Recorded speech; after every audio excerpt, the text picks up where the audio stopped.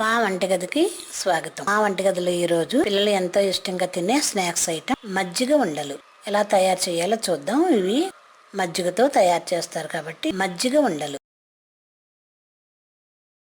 Stove పై pan పెట్టుకొని ఒక glass మజ్జిగ వేసి వేడి చేద్దాం.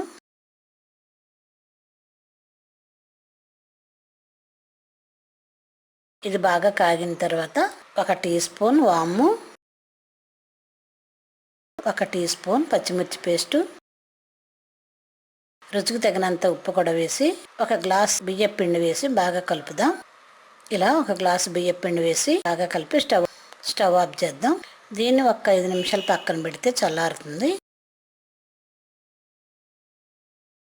ఇలా చల్లారిన ఈ పిండిని చేతితో బాగా కలిపి ముద్దలా చేద్దాం. మజ్జిగతో కలిపిన బియ్యం పిండి ఇది. దీన్ని మనకు కావలసిన సైజులో చిన్న చిన్న ఉండలుగా చేసుకొని ఒక ప్లేట్లోకి తీసుకుందాం. ఇవి కారంగా చక్కగా రుచిగా కూడా ఉంటాయి.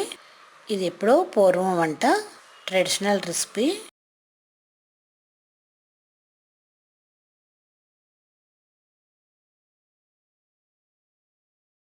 ఇలా ఇవి ఇప్పుడు మనం తయారు చేసుకున్న మజ్జిగ ఉండలు. వీటిని ఆయిల్ వేడి చేసుకొని గోల్డెన్ బ్రౌన్ కలర్ వచ్చేంత వరకు వేయించుకుందాం.